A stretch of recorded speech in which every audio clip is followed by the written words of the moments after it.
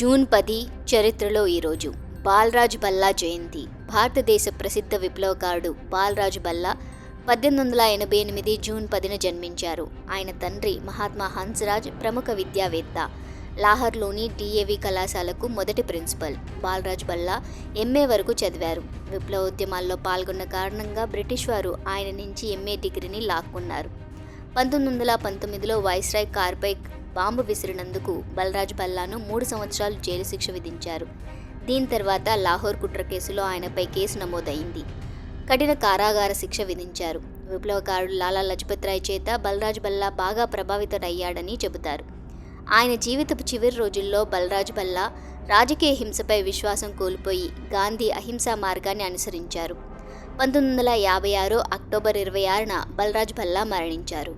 Test match సిరీస్లో భారత్ తొలి గెలుపు. 1986 జూన్ 10న లార్డ్స్ మైదానంలో జరిగిన టెస్ట్ మ్యాచ్లో భారత్ గెలిచింది.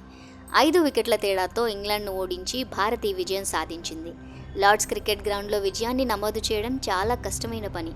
అందుకే భారత జట్టు సాధించిన ఈ విజయాన్ని చారిత్రాత్మకంగా పేర్కొంటారు. అంతకు ముందు ఆడిన 10 మ్యాచ్ల్లో భారత్ 8 సార్లు ఓడిపోయింది. 2 మ్యాచ్లు డ్రా అయ్యాయి. ఆఖరి 10 బంతుల్లో 23 పరుగులు చేసి భారత్కు అద్భుతమైన విజయాన్ని అందించిన కారణంగా ఈ మ్యాచ్లో విజయం సాధించిన ఘనత అప్పటి భారత కెప్టెన్ కపిల్ దేవ్కు దక్కింది. ఈ మ్యాచ్లో భారత్ టాస్ గెలిచి ముందుగా బౌలింగ్ ఎంచుకుంది.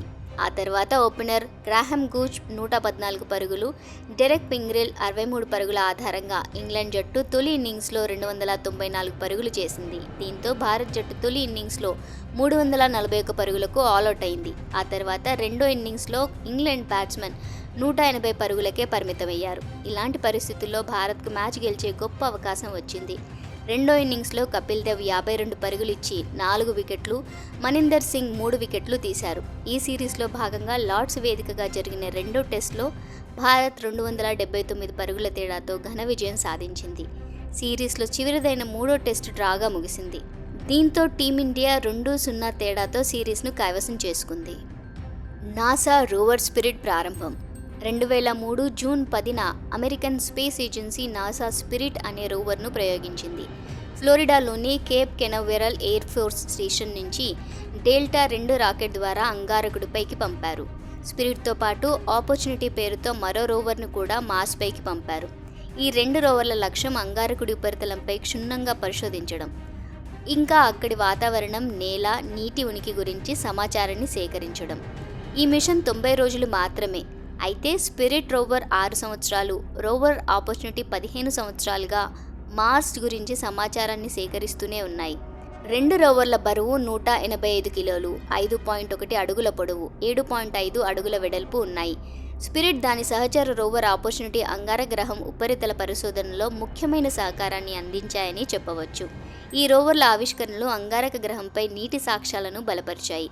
శాస్త్రవేత్తలు అక్కడి జియాలజీని బాగా అర్థం చేసుకోవడంలో సహాయపడ్డాయి. ఆదివారం సెలవు ప్రకటన. 1890 జూన్ 10న బ్రిటిష్ ప్రభుత్వం ఆదివారాన్ని మొదటిసారిగా సెలవు దినంగా ప్రకటించింది. ఇంతకుముందు వారానికి 7 రోజులు పనిచేయాల్సి వచ్చేది. ఆదివారం సెలవు దినంగా ప్రకటించడం వెనుక ఓ కథ ఉంది. నిజానికి క్రైస్తవులు ఆదివారం పని చేయట్లేదు. ఆదివారాలు బ్రిటిష్ వారు చర్చికి వెళ్లి ప్రార్థనలు చేసేవారు, కానీ భారతీయులు పని చేయాల్సి వచ్చేది. భారతీయ కార్మికులు వారానికి 7 రోజులు మిల్లులో పనిచేయాల్సి వచ్చేది. వారికి ఏ రోజు సెలవు ఇవ్వలేదు. అప్పటి కార్మిక నాయకుడు నారాయణ్ మేఘాజీ లోఖండే కార్మికుల కష్టాలను అర్థం చేసుకుని బ్రిటిష్ ప్రభుత్వానికి ఆదివారం సెలవు ఇవ్వాలని ప్రతిపాదించారు. అయితే దీనిని బ్రిటిష్ వారు సున్నితంగా తిరస్కరించారు. కానీ నాయకుడు నారాయణ్ మేఘాజీ లోఖండే 7 ఏళ్లు అలుపెరుగని పోరాటం, ప్రయత్నాల తర్వాత బ్రిటిష్ వారు చివరకు అంగీకరించి ప్రతి ఆదివారం సెలవు దినంగా ప్రకటించారు.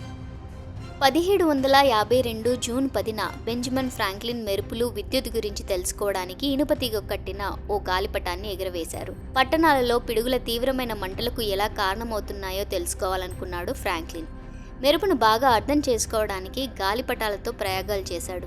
మెరుపు తీగలా ఉన్న గాలిపటంపై ఇనుపతీగను అమర్చాడు. ఇది కాకుండా గాలిపటం ఎగరడానికి 2 రకాల తీగలను అమర్చారు. గాలిపటంకి జత చేయబడిన పై భాగం జనపనారతో చేసిన దారం. ఫ్రాంక్లిన్ పట్టుకున్న దిగువ భాగం పట్టుతో ఉంది. ఈ 2 భాగాల మధ్య కీ ఉంది. కొంతసేపు వర్షంలో గాలిపటం ఎగురవేసిన ఫ్రాంక్లిన్ కీని తాకగానే కరెంట్ షాక్ తగిలింది. ఎందుకంటే కీపై ఉన్న నెగటివ్ ఛార్జ్ ఫ్రాంక్లిన్ చేతిలోని ధనాత్మక ఛార్జికి ఆకర్షించబడింది.